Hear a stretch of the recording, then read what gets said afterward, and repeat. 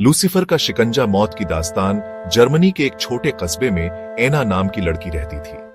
एना पढ़ाई में तेज, मासूम और धार्मिक परिवार की थी, लेकिन अंदर से उसे हमेशा लगता था कि उसकी जिंदगी अधूरी है। वह अक्सर कहती थी, अगर मुझे असली ताकत मिल जाए तो मैं दुनिया को हिला सकती हूँ। एक रात एना अकेली कमरे में बैठी थी। बाहर तूफान चल रहा था। उसने मजाक मजाक में अपनी डायरी में लिखा, अगर लूसीफर सच में है तो मुझे एक बार अपनी ताकत दिखाए। अचानक लाइट चली गई।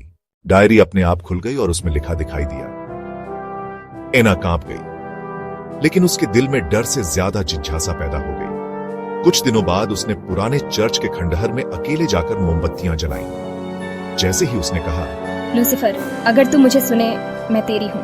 एक ठंडी हवा चली। छत से काली राख बरसी और उसके सामने एक लंबा साया खड़ा हो गया। उसकी आंखें जलते अंगारों जैसी और आवाज जमीन से गूंजती हुई, तेरी दुआ कबूल है, लेकिन एक बार शिकंजे में आने के बाद लौटना मुमकिन नहीं।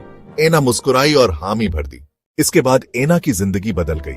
उसे अचानक अजीब ताकत मिलने लगी। वह बिना छुए चीजें हिला सकती थी। उसके शब्द लोगों के दिमाग पर असर करते। लोग उसका कहना मानने लगे।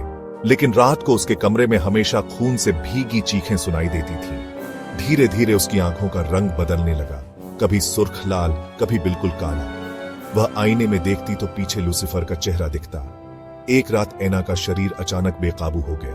वह घर की छत पर चढ़ गई और जोर से चिल्लाई, मैं अब इंसान नहीं रही, मैं उसी की हूँ। उसके परिवार ने पकड़ने की कोशिश की, लेकिन अचानक बिजली गिरी और एना का शरीर जल गया।